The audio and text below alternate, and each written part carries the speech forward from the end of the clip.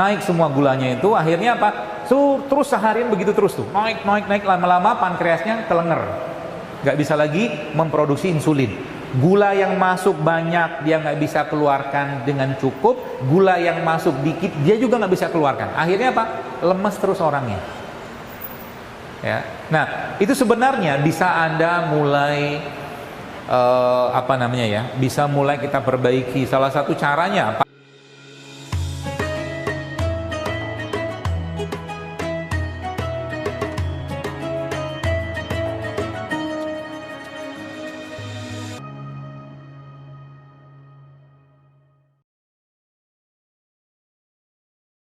Hatta yatabayyana lahum annahul haq.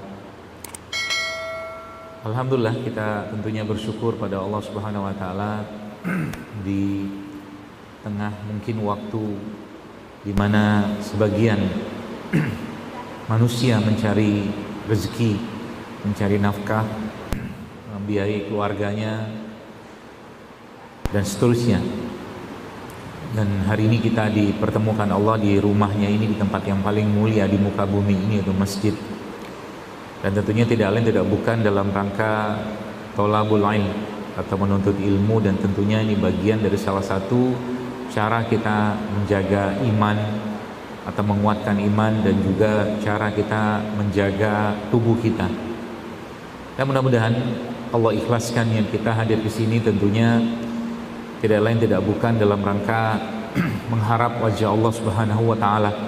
Dan mudah-mudahan dengan apa yang kita lakukan hari ini, memakmurkan masjid ini, kita digolongkan menjadi orang-orang yang beruntung oleh Allah Subhanahu wa taala. Baik Bapak Ibu sekalian, jamaah sekalian yang saya hormati, saya hari ini senang sekali. Kenapa senang? Karena jamaahnya nggak banyak. Senang karena lebih sedikit sebenarnya lebih bagus. Ya, karena saya juga nggak butuh rame-rame sebenarnya. Jadi saya pun tidak posting ini acara, biarkan yang hadir di sini lah orang-orang yang memang dipilih Allah saja.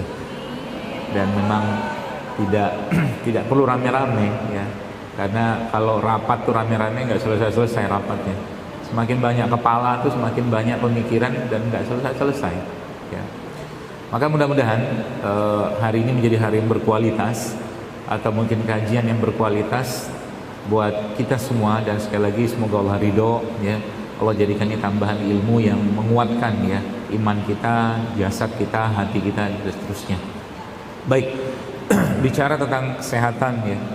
Sebenarnya tema hari ini tuh tema yang sangat umum. Tapi saya coba saya coba kerucutkan sedikit, karena kalau membahas tentang bagaimana jurus-jurus sehatnya Rasulullah SAW tentunya itu sangat luas ya. Tapi saya akan berikan beberapa pedoman-pedoman yang tentunya pedoman ini bisa ibu-ibu sekalian lakukan ya. Karena memang sebenarnya kunci sehat dalam Islam itu cenderung mudah sebenarnya ya. Cenderung mudah. Dasarnya apa saya mengatakan mudah? Dasarnya adalah hadis Nabi SAW. Nabi katakan bahwa dalam tubuh kita, dan hadisnya mungkin sering kita dengar, terdapat segumpal daging, kan gitu hadisnya. Jika dia sakit atau rusak, maka rusaklah semua. Ala wa inna fil jasad mudghah, kata Nabi.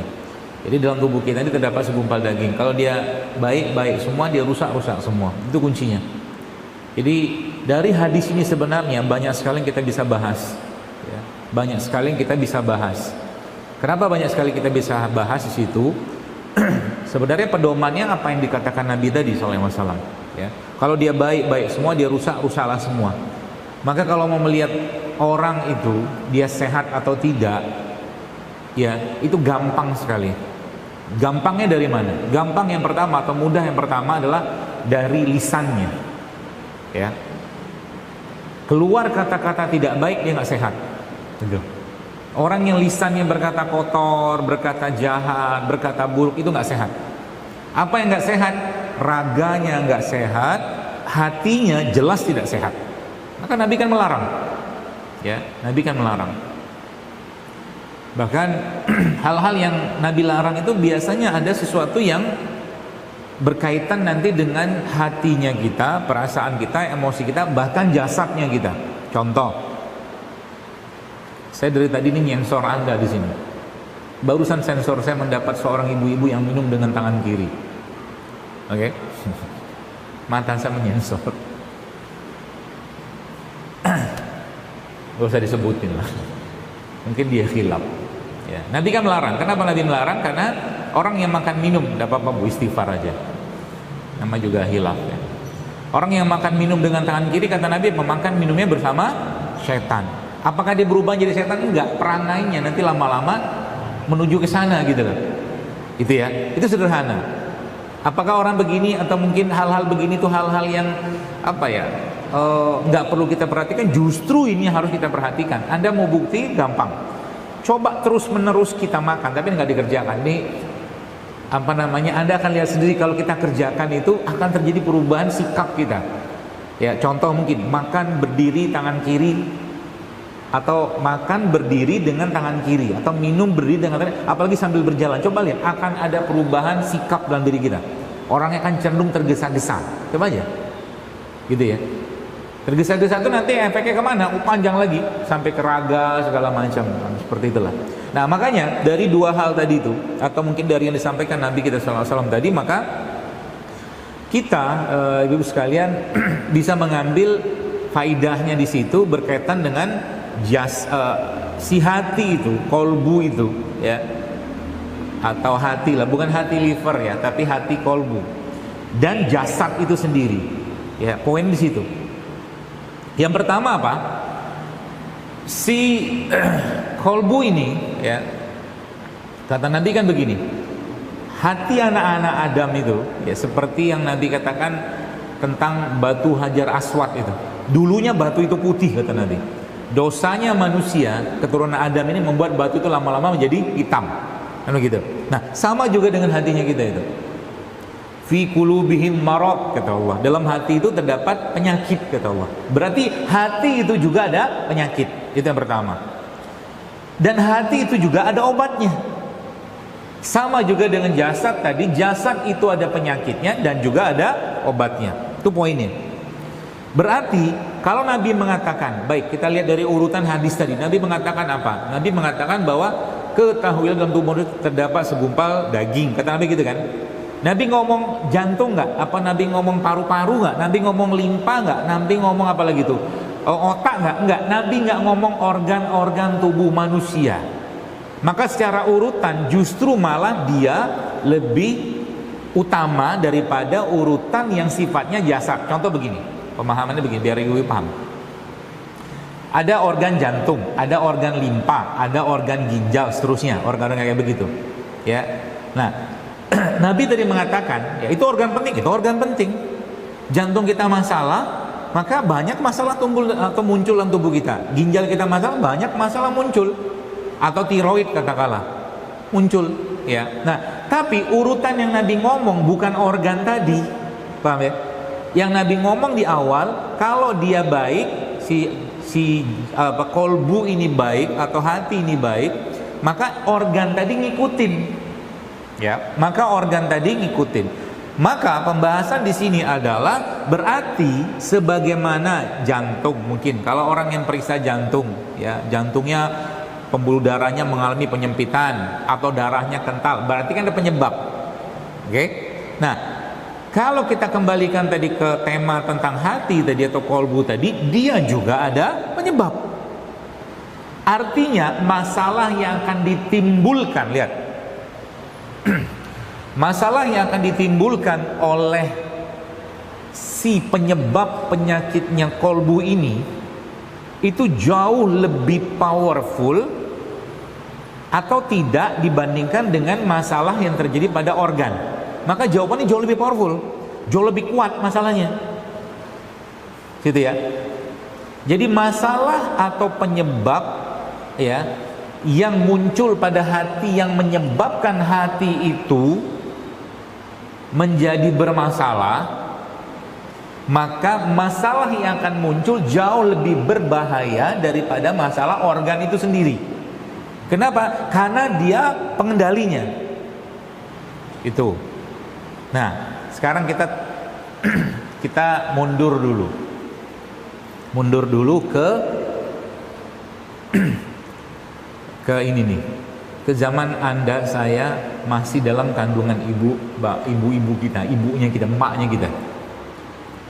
Ini contoh nih masalah tanpa kita sadari. Ketika seorang anak pertama lahir laki-laki, oke?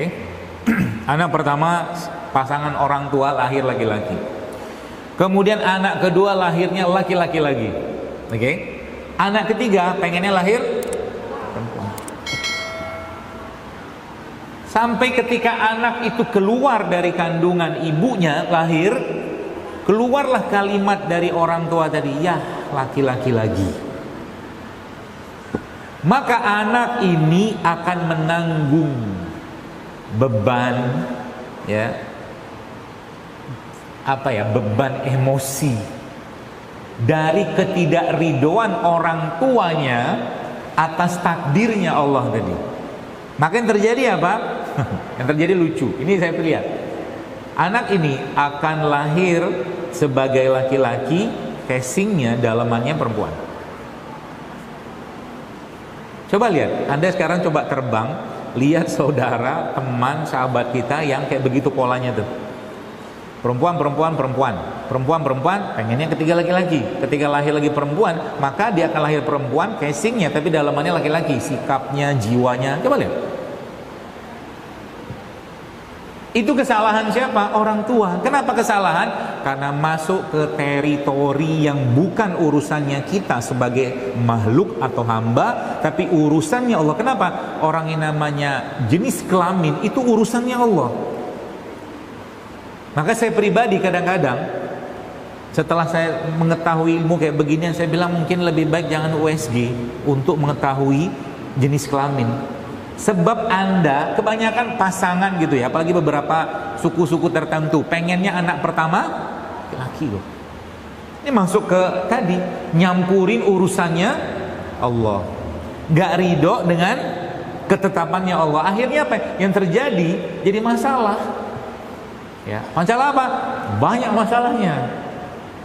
Ya, banyak masalahnya. Ini baru lagi dalam kandungan, belum keluar. Sudah keluar, nanti lain lagi masalahnya. Apa masalahnya? Ibunya bekerja, bapaknya bekerja, anak tak mendapat hak kasih sayang, kita sebut dengan hutang atau luka pengasuhan. Masalah lagi. Belum lahir sudah masalah. Waktu dalam kandungan ibunya super ketat. Kalau hari begini harus, atau jam segini harus makan ini, makan begini, ketakutan luar biasa. Masalah nggak buat anak? Insya Allah masalah. Ini bukan ngedoain, tapi ketakutan atau kecemasan berlebihan itu akan dirasakan oleh anak dalam kandungan. Maka anak itu nanti suatu hari kelak akan punya penyakit yang ada kaitannya dengan itu. Jadi masalah kita banyak, masalah hatinya gitu kan. Ya, jadi orang tua nggak ridho, orang tua nggak terima, orang tua meninggalkan hak asuhnya. Makanya sering saya bilang, yang namanya kakek dan nenek itu sudah banyak kekurangan atau sudah banyak kehilangan hormon cinta dan kasih sayangnya, sehingga jangan titip anak ke mereka. Jangan titip. Pesan saya ya. Kalau Anda titip anak ke mereka, maka anak ini suatu hari kelak akan menuntut itu ke orang tua. Ya, menuntut apa? Mana hak kasih sayang yang harusnya aku dapatkan darimu? Apalagi orang tua tidak ibarat kata nggak pamit, nggak ngomong, nggak peluk, nggak cium anak, itu fatal akibatnya. Itu penyakit nggak? Penyakit. Akhirnya Pak, hidupnya hampa. Miskin kasih sayang, defisit kasih sayang, minus kasih sayang, dipeluk jarang, bahkan ya kayak gak habis pikir kalau ada orang tua, gak pernah ngobrol dengan anak. Ini cuma orang tua apa kayak begini? Akhirnya apa? Muncullah generasi-generasi kayak sekarang. Jarang dipeluk, jarang dicium, sehingga apa? Dipegang bapaknya geli dia. Padahal apa? Padahal justru cinta pertama seorang anak perempuan itu ada bapaknya. Jadi jangan cuman, saya sering sampaikan, kita sebagai orang tua, nasihat buat saya juga, jangan cuman berpikir kita tuh sibuk mencari nafkah, mencari uang, nggak cukup. Mereka juga butuh kasih sayang, butuh pelukan, butuh dicium, butuh diajak ngobrol. Bisa. Akhirnya yang terjadi apa? Ya kayak sekarang begitu. Problem kan? Problem.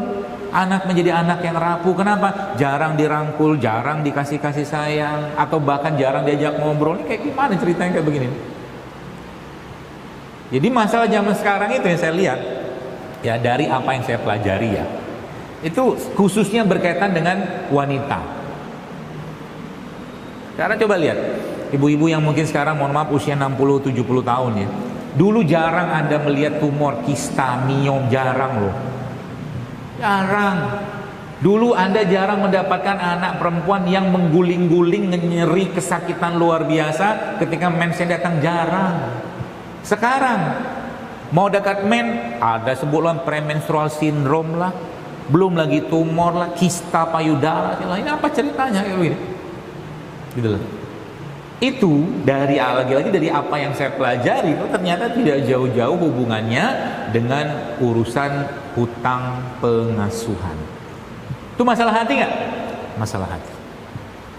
Anak tiba-tiba lahir kena tumor, kanker. Ini dosa siapa? Tanda kutip. Dosa orang tuanya. Jangan nyalahin gen. Ya, dosa seperti apa? Tadi umumnya yang apa tuh namanya, yang kaitannya dengan penyakit-penyakit kekurangan cinta ini, kekurangan kasih sayang ini, itu dia akan mencari cinta yang lain. Ya. Dalam pemahaman saya, mungkin sekarang wajar gula pasir di mana-mana. Apa hubungannya? Gula pasir itu manis apa pahit? Cinta itu manis atau pahit? Manis. Maka nggak dapat cinta di rumah, dia mencari cinta dalam bentuk fisik yang lain, yang ketika dia konsumsi berlebihan dan itu tidak sehat, masalah buat dirinya. Padahal justru sebenarnya dia butuh cinta. Anda mungkin nggak percaya, saya kasih tahu. Ini kejadian nyata. Ada seorang sahabat saya, ibunya itu sudah yang dia laporkan ke saya sih ya. Dia bilang, "Dok, ini ibu sudah mau dicuci darah berdasarkan hasil lab begini." Saya bilang sama dia, "Coba anak-anak kumpul semua," saya bilang. Ngobrol sama ibunya, buat ibunya itu merasa you are not alone. Ibu nggak sendirian. Ibu ada kami masih sayang, masih cinta, segala macam. Nggak jadi loh. Dan turun. Hasil labnya turun. Itu kan cinta kan? Ya, seperti itu. Maka lagi-lagi bab tentang ya kesehatan, pengobatan ini memang tidak bisa lepas dari bab tentang urusan yang hubungannya dengan hati. Penyakitnya juga sama. Ya. Apa penyakit yang paling besar ya yang pernah terjadi di bumi ini? Penyakit hati yang paling Allah benci. Apa penyakitnya? Sombong. Kamu kan? Saking luar biasanya orang yang sombong, ya Allah hukum dia dengan hukuman yang luar biasa. Siapa manusia paling sombong di muka bumi? Fir'aun kan? Kenapa dia sombong? Karena ngaku Tuhan. Fir'aun itu manusia paling sombong. Karena apa? Ana rabbukumul a'la, kata dia. Aku tuh Tuhan, kata Fir'aun. Gila manusia. Mungkin sekejam-kejamnya Hitler gitu ya. Nggak pernah dia ngaku Tuhan. Ini Fir'aun berani ngaku Tuhan. Apa yang terjadi sama Fir'aun itu? Malaikat Jibril aja benci sama dia. Kisahnya kan kalau Anda baca dalam beberapa riwayat itu, waktu Fir'aun itu masuk ke Laut Merah itu, kan Allah bilang aku tenggelamkan di situ kan. Itu yang terjadi apa? Jibril saat itu sibuk memasukkan pasir ke dalam mulutnya Fir'aun. Kenapa sibuk masukkan pasir ke dalam mulut Fir'aun? Kata Rasulullah dalam hadis itu, karena Allah ngasih tahu sama Jibril, ya Jibril, kalau kau mendengar Fir'aun itu ngomong, kata dia, aku beriman kepada Tuhan yang Musa, maka aku ampuni dia. Satu kata itu saja. Jibril nggak mau. Gak mau Jibril. Ini manusia sudah kurang ajar luar biasa. Sehingga apa? Sehingga matilah Fir'aun. Dan apa yang terjadi? Jasadnya ya Allah jadikan tontonan. Orang mati itu kan dihormatin, jasad jadi tontonan. Apa indahnya mati kayak begitu? Orang mati itu didoakan, ya, meninggal didoakan, ya. Kita mencontoh kebaikan-kebaikan dia yang pernah dilakukan. Ini jadi pelajaran buat kita, kata Allah kan gitu. Itu sombong. Jadi itu dosa atau penyakit yang paling utama. Oke. Terus pertanyaannya, saya tahu saya sombong itu dari mana, dokter? Nabi menjelaskan, ini penyakit ya. Apakah nanti dia bisa ngefek ke fisik? Insya Allah bisa. Insya Allah bisa. Percayalah. Kenapa? Karena Nabi udah ngomong kayak begitu tadi. Ya. Jadi apa itu sombong? Kata Nabi. Ya Rasulullah, kalau kami pakai baju bagus, ya, baju yang baik, ya, mungkin alas kaki yang bagus, apakah itu masuk sombong? Enggak. Nabi mengkategorikan sombong itu dua. Apa itu? Meremehkan orang lain, ya, dan menolak kebenaran. Itu sombong. Itu penyakit. Itu penyakit. Maka ketika seseorang itu sombong, jamaah sekalian, maka bersiaplah suatu hari kelak raganya akan apa? Akan menerima menerima akibat dari kesombongan tadi itu. Itu, ya. Jadi apa lawannya sombong? Tawadu. Apa jaminan tawadu? Surga. Kita sering dengar yang sebuah hadis Nabi mengatakan ada ketika lagi majelis seperti ini, kata Nabi sebentar lagi akan masuk ahli surga. Kan itu dengar itu kan? 3 hari berturut-turut Nabi ngomong kayak begitu. Kata Nabi SAW, sebentar lagi akan masuk ahli surga. Enak ya kalau udah majelisnya Nabi kayak begitu ya. Tadi saya lihat banyak orang yang masuk gitu. Kalau kita di majelis Nabi kita bisa tahu, ya Rasulullah aku masuk surga atau enggak? Gampang nanyanya. Nabi langsung dapat akses. Ya. Terus sampai 3 kali, 3 hari berturut-turut, akhirnya salah satu sahabat kepengen tahu ini orang amalannya apa. Kok bisa dapat jaminan surga dari Nabi SAW? Terus ditanya, dilihat kadang-kadang tahajudnya bolong, sholat sunnahnya bolong. Coba lihat, amalan fisik kan. Tapi amalan hatinya itu yang luar biasa. Apa amalan hatinya? Ternyata dia bilang begini. Jadi apa sih yang kau kerjakan sampai Nabi ya Rasulullah itu ngomong kamu tuh ahli surga? Dia bilang begini, setiap hari sebelum aku tidur, kata dia, ya, aku maafkan semua orang-orang yang menyakitiku, ya, dan ketika aku berada di depan orang lain, ya, dalam sebuah riwayat yang lain setahu saya itu dia mengatakan aku selalu menganggap orang itu jauh lebih baik dari saya. Tawadu namanya. Maka Imam Malik itu, ibu sekalian, kalau ada pertanyaan, ya, banyak pertanyaan, saking tawaduknya ulama-ulama itu, ya, dia itu kalau ditanya 40 pertanyaan dia cuma jawab 2, lainnya dia bilang saya nggak tahu. Gitu. Imam Malik tuh. Jadi kadang-kadang kalau ada pertanyaan itu kadang-kadang takut saya jawab. Kenapa? Satu takutnya itu kadang-kadang seakan-akan tahu semua. Itu kan jadi sombong nanti begini. Seakan-akan tahu semua.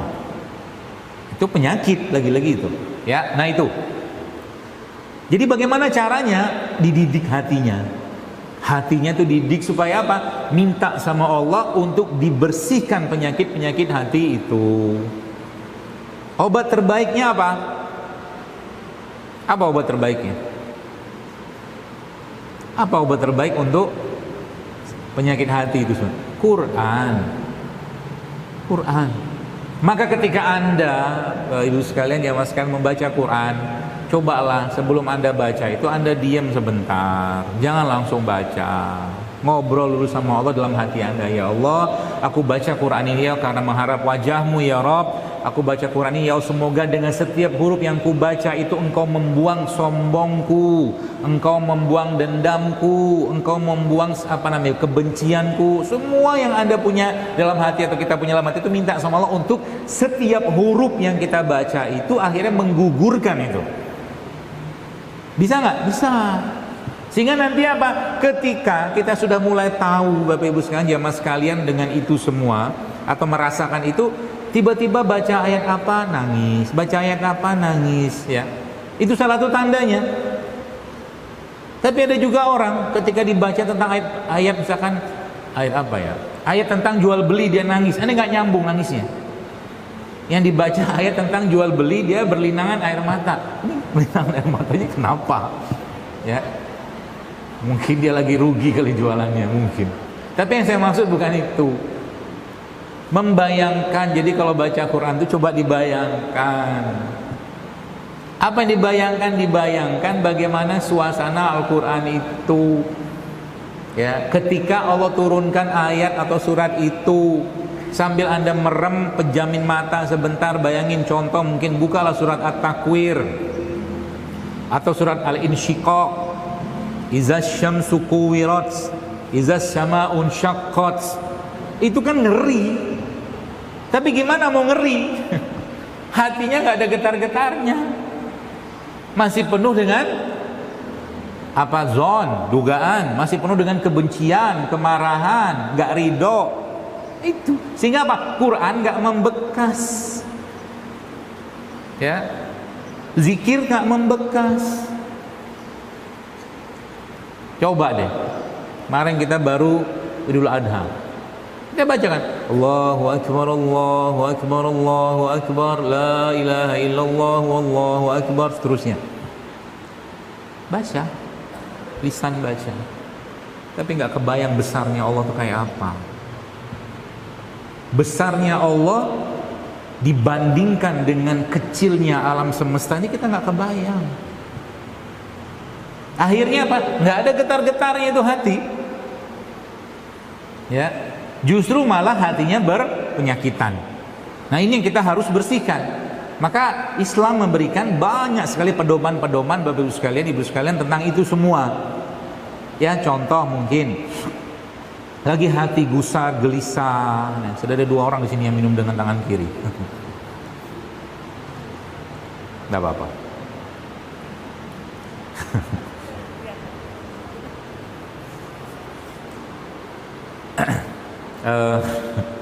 Terlihat pula, aduh mohon maaf. Jadi begini, yang lupa saya,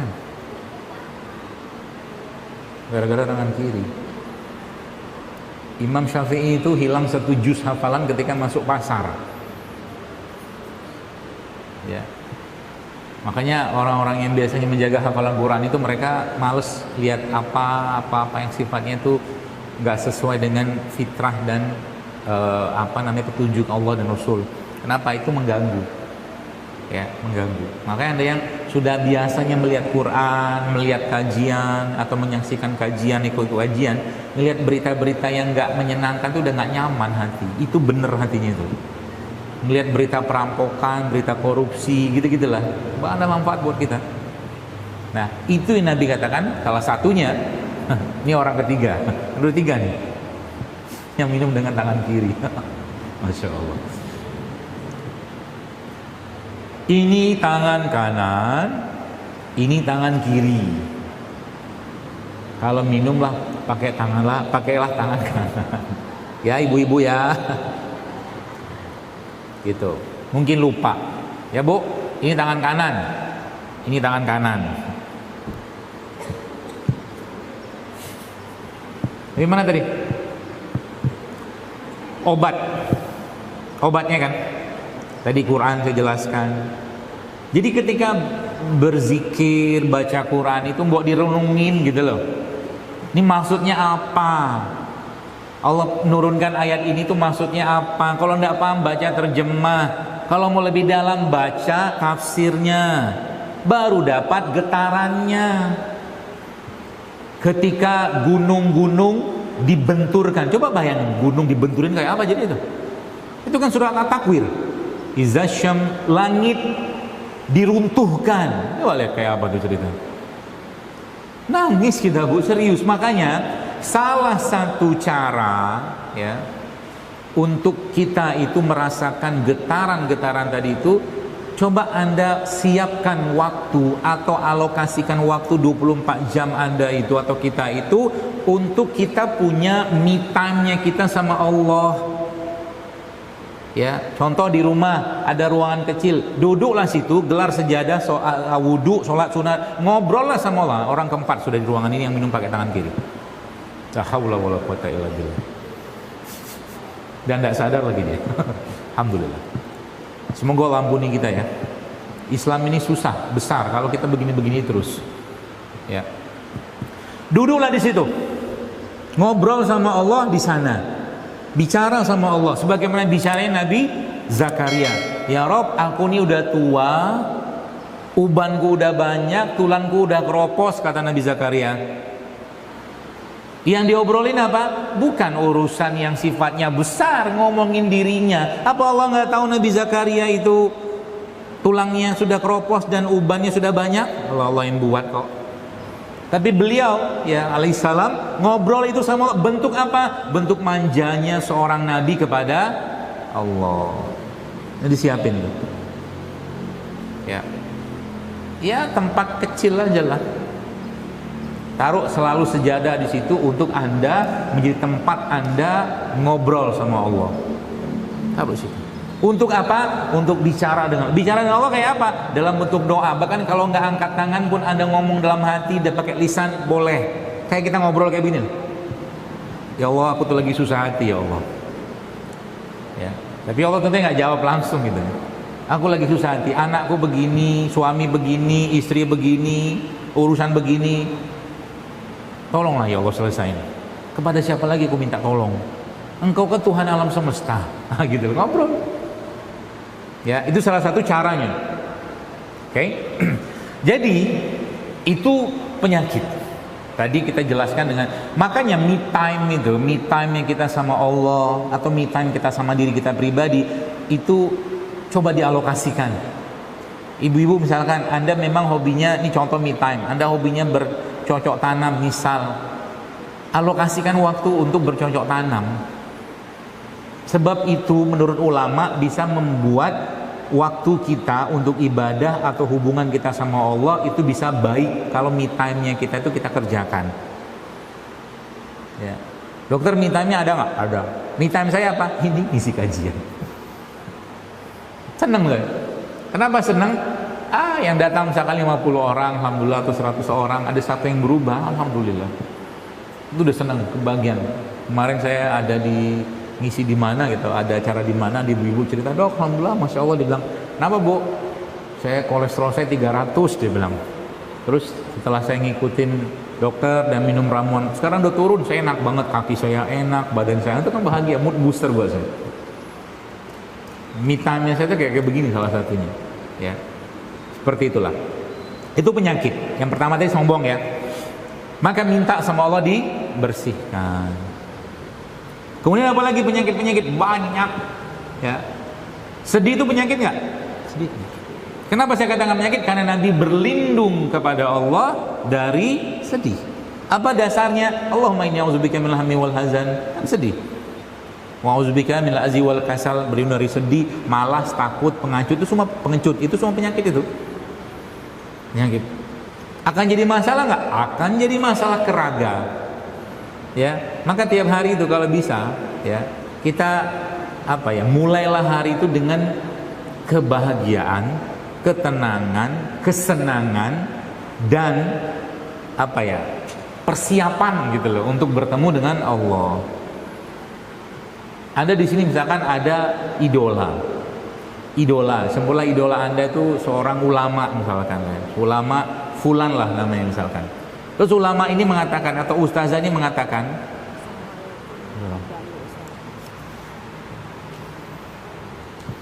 ulama atau ustazah ini mengatakan habis kajian nanti itu idola banget Anda sama dia. Dia mengatakan nanti habis kajian temuin saya di ruangan pribadi saya, kata ulama tadi. Kok senang banget kita? Kita akan mempersiapkan diri kita. Kalau bisa pakai baju yang terbaik, ya, kendaraan yang terbaik, seterusnya untuk bertemu dengan si ulama atau ustazah tadi. Dari pagi kita bangun, coba lihat doanya apa. Kita sudah dikasih tahu suatu hari kelak kau akan ketemu aku, kata Allah. Apa doa bangun tidur? Allahumma alhamdulillazi ahyana ba'da amatan wa ilaihin nusyur. Wa ilaihin nusyur, kepada Allah kami akan kembali, ketemu Allah. Maka dari pagi-pagi sudah diingetin, nanti suatu hari kelak kau akan ketemu aku, kata Allah. Kalau mau ketemu aku, persiapin hari-harimu. Jangan males-malesan, jangan bete-betean, jangan baper-baperan, jangan gak semangat, karena kau akan ketemu aku suatu hari kelak, kata Allah, kata Rasul, kan begitu kurang lebih dalam bahasa hadisnya. Gitu ya. Nah, penyakit-penyakit ini jamaah sekalian banyak sebenarnya ya. Yang tadi sebut sombong segala macam ya. Kemudian apa lagi? Ya sedih. Data-data menyebutkan, ini contoh ya. Saya pernah membaca satu data, seorang ibu yang hamil, kemudian dalam keadaan hamil itu dia cemas dan sedihnya luar biasa, itu imunitas anaknya itu akan menurun. Yang pernah saya baca begitu. Kan dia mencetak si ibu ini ya, itu akan mencetak gen ke anaknya kan nanti seperti itu. Kemudian apa lagi? Salah satu yang paling berat, ini juga paling berat, dendam dan kebencian. Ini berat. Ini saya temukan dari, lagi-lagi kita tidak bahas ilmu di luar sana, tapi yang saya pelajarin, ini dendam dan kebencian ini biang kerok banyak sekali penyakit-penyakit berat. Beneran. Masalahnya kita kadang-kadang nggak sadar kita dendam. Kalau dia tidak menerima, misalkan seorang anak tidak menerima hak kasih sayangnya dari orang tuanya, anaknya bisa dendam. Kalau tidak dibekali dengan ilmu agama. Istri ya yang tidak ridho ya, misalkan dengan suaminya atau dengan urusan keluarganya, bahkan urusan warisan saja itu bisa menimbulkan kebencian. Ini saya menemukan kasus kayak begini ya, urusan warisan, kebencian, dendam, ngapain kayak begitu, nggak ada gunanya kan? Efeknya sampai kemana? Sampai ke tumor, kanker, autoimun, waliyauzubillah. Ya. Jadi kalau kita itu ya, kalau sudah sering ketemu orang, sebenarnya getaran-getaran kebaikan orang itu bisa kita rasakan, beneran. Anda kalau ketemu dengan orang baik, dia nggak usah ngomong, Anda lihat wajahnya dia, atau ulama gitu kan, syekh segala macam, dia diem saja. Bahkan lewat depan kita udah seneng gitu, nggak usah ngomong deh ya. Ulama-ulama gitu kan, kerjaan mereka tuh baik, jadi kita dekat mereka tuh tenang, damai ya. Juga sebaliknya, ketika orang ada penyakit dalam hatinya, baru dia ngomong sedikit geli, gak nyaman hati gitu. Bahkan apalagi kalau di pandangan matanya kelihatan, mata itu kan cerminan hati ya. Mata itu adalah cerminan isi hati. Gak usah dipakai-pakein apa-apa segala macam. Mata itu akan menjelaskan kolbunya kita. Wajah ini akan mencerminkan isi perutnya kita. Ya, juga termasuk bisa mencerminkan isi hatinya kita juga dari wajah juga kelihatan. Bisa kelihatan. Jadi kalau saya berapa kali ngelihat ini, saya nggak usah lihat Anda. Bukan face reading, bukan. Jadi karena memang pengalaman kali ya. Ini kayaknya nggak lama nih orang matinya. Nggak tahu kapan ngelihat wajahnya, kayaknya nggak lama nih matinya nih orang. Kan wajah itu kan bisa kelihatan dia power, energi, semangat, ide, motivasi, keadaan hatinya kan kelihatan di wajah. Ya, seperti itu. Jadi saya kalau lihat orang tuh sehat atau enggak dari muka udah kelihatan. Sebenarnya kita tahu kok ilmunya, tahu. Anda kalau dapatin orang yang kena penyakit kuning, wajahnya kuning, mukanya kuning, ininya kuning, kan gitu kan. Orang yang kena penyakit anemia, pucat dia. Orang yang ada ginjal, limpa, kan kelihatan ada sininya, ada kok segala macam, ininya kelihatan wajah itu. Wajah itu cerminan isi perut kita, gitu loh. Jadi kelihatan, ya itu. Nah. Penyakit-penyakit hati itu sekalian, ya mas sekalian, itu biang keroknya sekarang, ya. Makanya saya dan penyakit yang lagi-lagi saya sampaikan tadi, yang dominasi luar biasa yang ada pada saat itu, salah satunya atau salah duanya adalah dendam kebencian. Maka itu mintalah sama Allah dibuang, ya. Sampai kemana? Lagi-lagi saya nggak bisa cerita panjang lebar di forum yang terbuka kayak begini, tapi yang saya dapatkan itu mengerikan penyakitnya. Tapi Allahu Akbar, Ketika orang itu lagi-lagi kalau bicara dendam, kemarahan, obatnya apa? Obatnya apa? Ikhlas, ya kan? Sabar, ridho, udah itu aja obatnya. Wallah Bu, saya melihat ini bukan pasien saya, bukan kasus saya, tapi saya lihatin dari guru saya lah gitu. Dia menunjukkan satu gambar, ya, ada seorang yang ada luka di lehernya, borok, maaf, ya borok. Itu kalau dan ada lubangnya, subhanallah, lubang. Kalau telunjuk masuk semua ke situ lubang itu, ya.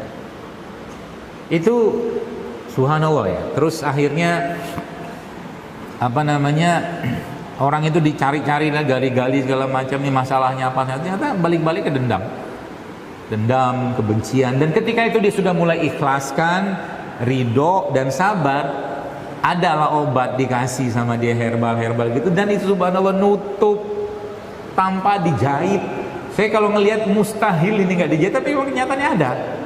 Maka tubuh kita sebenarnya dia bisa memperbaiki dirinya sendiri, bisa.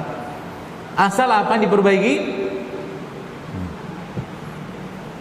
Sepanjang masih ada dendam, sepanjang masih ada kebencian, masih ada kemarahan, nggak usah banyak repot-repot minum herbal, nggak usah.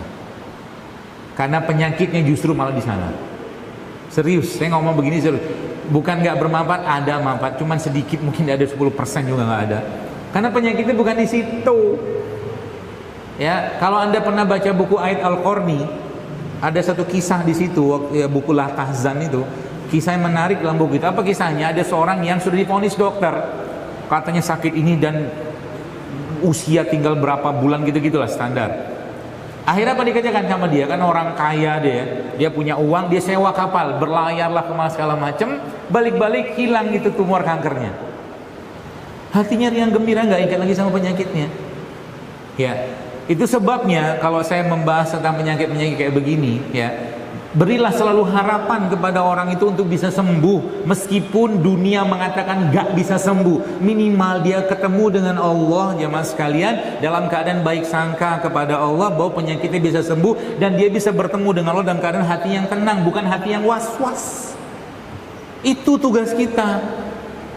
Datangin tetangga kena stroke, datanglah misalkan tetangga yang lain. Itu sebelah kami kemarin baru stroke juga, meninggal itu barusan. Nah gitu loh.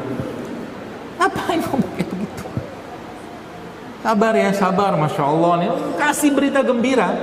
Abu Salamah itu penyakitnya berat. Waktu dia sakit, Nabi pegang-pegang. Kata Nabi, la ba'sa tahur, insya Allah sembuh kan. Besoknya dia meninggal. Bagus kan meninggal kan? Meninggal dengan keyakinan bahwa dia bisa sembuh, dan meninggal dengan keyakinan atau dengan hati yang tenang. Ini ngapain tuh disimpan? Dendamnya, bencinya, buang. Beneran buang. Gak ada gunanya. Ya. Bagaimana caranya? Doa. Ya Allah, jika ada. Nah, ini juga termasuk salah satu yang kita perlu doa. Ya. Karena kalimat-kalimat yang pernah kita lontarkan kepada diri kita, pertama, kepada keluarga kita, kepada harta kita, itu bisa berefek buruk. Contoh mungkin rumah kita masalah terus, misalnya, atau sama suami istri masalah terus, atau sama anak masalah terus, atau punya kendaraan masalah terus. Itu bisa jadi ada kalimat buruk, atau kalau bahasa syariat itu kalimat laknat yang pernah kita ucapkan dari lisan kita terhadap itu tadi, sehingga Allah kasih terus masalah itu. Maka dalam sebuah hadis Nabi mengajarkan kepada kita, apa doanya? Kata Nabi, ya Allah, ini bahasa kita aja, aku beristighfar dan memohon ampun, bertobat kepadamu atas semua kalimat buruk yang pernah aku ucapkan kepada diriku, kepada keluargaku, dan kepada hartaku. Nanti doa kayak begitu. Ya Allah, aku beristighfar, astaghfirullah wa atubu ilaih, aku mohon ampun, aku bertobat kepadamu atas semua kalimat buruk yang pernah aku ucapkan kepada diriku, anakku, atau keluargaku, atau hartaku. Dasar anak bodoh. Dasar anak gak nurut. Dasar. Itu kalimat buruk kan, kalimat laknat. Begitulah jadinya anak itu. Atau kita ngomong, aduh, aku ini siapalah gitu kan. Gak boleh. Ya gak boleh. Anda harus pede. Pede itu obat sebenarnya. obat beneran. Saya nemukan orang-orang yang pede itu misalnya itu masya Allah badannya kuat aja. Ya seperti itu. Kita sampai jam berapa ya? Suka-suka saya.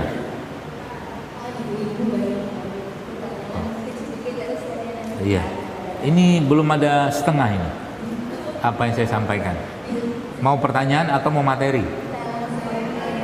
Nah, mereka lebih menguasai podium daripada. Terusin aja dulu ya. Nanti kita jawab seadanya lah ya, insyaallah. Baik. Jadi itu yang pertama.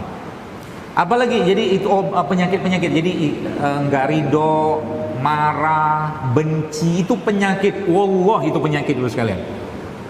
Setiap kita ini punya nggak? Punya. Nggak mungkin nggak. Saya pun punya. Ya, saya pun punya. Maka tiap hari kenapa kita disuruh diminta atau diberi petunjuk nama Rasulullah SAW untuk memperbanyak istighfar? Karena kadang-kadang nggak sadar lisan kita ngomong buruk, nggak sadar katakanlah kita membicarakan sesuatu yang buruk tentang orang lain, meskipun itu benar atau tidak benar itu kan dosa. Nggak sadar kadang-kadang kita berpikir yang buruk, menduga yang buruk, kadang-kadang berburuk sangka dengan Allah. Wah ini kayaknya jalannya macet nih. Kenapa mikir jelek? Sederhana kan? Kayaknya kita nggak bakal dapat tempat parkir deh. Ngapain mikir kayak begitu? Mikir yang bagus-bagus aja. Nanti Allah kasih tempat parkir yang bagus buat saya. Selesai hidup. Ya maksudnya nggak perlu mikir yang aneh-aneh. Ya itu. Jadi minta sama Allah. Apalagi yang kita bisa kerjakan untuk membersihkan tadi Quran, sholat, zikir, ya. Cobalah kita mulai doanya Nabi Adam itu dibaca tapi pakai rasa. Kan kita sering baca tapi nggak ada rasa. Rabbana zolamna anfusana wa illam taghfir lana. Kita baca aja tapi nggak ada rasanya. Air mata nggak netes, nggak ngerti dengan dosanya. Kayaknya aku nggak banyak dosa deh. Kan kerjanya iblis kayak begitu. Hidupku sudah luar biasa, Senin sampai Senin kajian terus. Itu kerjaannya dia, iblis ya. Saya tiap hari ngaji, ya, baca Quran, tapi belum tentu hatinya kita kan nggak tahu. Kita nggak tahu hati kita. Itu sebabnya Al-Bi mengatakan, Innallaha la yanzuru ila suwarikum. Allah nggak lihat rupamu, kata Allah. Nggak lihat hartamu, walaki yanzuru ila qulubikum. Ya, tapi Allah melihatnya apa? Hati. Ya, sepanjang zikirnya kita tidak membersihkan penyakit hati kita, kita belum berzikir. Dengan itu apakah kita nggak boleh berzikir? Tetaplah berzikir. Sepanjang sholatnya kita tidak mencegah perbuatan keji dan mungkar, kita belum sholat. Tapi tetaplah sholat sampai kita mencapai titik itu. Anda tahu kenapa Khadijah itu radhiyallahu anha itu diberikan istana yang tidak ada bising di dalamnya? Mungkin pernah dengar hadis itu. Kenapa? Khadijah itu tidak pernah mengeluarkan kalimat atau kata-kata yang nadanya tinggi kepada Rasulullah SAW. Tidak pernah. Ayah, anduk di mana? Abi, gitu-gitulah. Sadar kayak begitu. Tuh, ya. Jadi itu salah satu obatnya. Apalagi sedekah. Sedekah itu obat. Beneran sebuah obat. Apalagi Anda bisa memberikannya dengan tangan Anda sendiri. Itu obat paling mujarab untuk hati yang lagi masalah. Dan jangan banyak orang tahu. Biarkan Anda saja sama Allah dan orang itu yang tahu tentang apa yang Anda kerjakan. Semakin banyak amalan tersembunyi yang Anda kerjakan, semakin aman hati kita. Saya tuh kadang-kadang deg-degser. Ini kan baru haji kemarin. Orang posting haji, saya nggak menduga apapun tentang mereka. Ya, tapi saya takut. Ya. Kenapa saya takut? Haji itu susah. Yang punya duit oke lah, tapi tetap mahal kalau pakai furoda juga. Yang katakanlah uangnya terbatas, ikutlah antrian. Ya, tapi tetap juga ngantrian 10 tahun 5. Tiba-tiba posting, alhamdulillah saya sudah haji, foto dengan Ka'bah segala macam, tiba-tiba tag Allah nggak terima. Sayang. apalagi yang bayar 400-500 juta haji, tidak ada gunanya di posting, nggak ada, wallah nggak ada foto-foto depan Ka'bah haji furoda bersama, yakin iman kita bagus. Anda tahu sih nggak tahu lah, istrinya Khalifah Harun al-Rashid, nggak tahu kan, namanya Fatimah. Saya kalau Anda pernah pergi ke Mekah, itu ada salah satu saluran air katanya dibuat untuk minumnya jamaah haji, ya, itu dibikin di zamannya Khalifah Harun al-Rashid. Itu berapa kilo saluran air untuk minum loh, pahalanya kayak apa coba. Tapi dalam sebuah riwayat disebutkan ada seorang wanita mimpi bertemu dengan Fatimah itu, seingat saya namanya Fatimah. Terus ditanya, ngobrol sama dia, bagaimana keadaanmu di sana? Ya, bagaimana amal diterima Allah tidak? Yang amalmu yang gede banget yang bikin itu, yang bikin saluran air buat jamaah itu ternyata itu nggak diterima oleh Allah, nggak diterima. Yang Allah terima apa? Dua rakaat sholat sunnahku yang aku kerjakan sendirian, kata dia. Jangan pede dengan amal. Ya, kita harus punya ketakutan itu nggak diterima, wallah, takutlah. Makanya bab tertinggi tentang hati ini dalam menurut saya sih adalah bab cinta. Cinta kepada siapa? Itu bab tertinggi. Ikhlas cinta. Cinta itu akan menghasilkan rasa, dua rasa yang ada dalam diri kita. Yang pertama apa? Yang pertama adalah khauf, takut siksanya Allah, takut amal nggak diterima. Yang kedua apa? Roja, berharap, gitu, ya. Makanya saya sering sampaikan, bagi Anda ibu-ibu kayak begini, Anda tuh masuk surga mudah banget, wallah mudah sekali. Kenapa saya berani ngomong begini? Karena Nabi udah ngomong, Nabi sudah bersabda, wanita yang nunggu di rumah, menjaga kemuliaannya, kehormatannya, ya, merawat suaminya, anaknya, menjaga harta suami segala macam, dan dia tadi menjaga kehormatannya, kemuliaannya, kata Nabi SAW apa? Dan dia sholat, cuman sholat loh, puasa yang wajibnya nggak perlu sunnah, maka kata Nabi SAW dia boleh masuk dari semua pintu surga.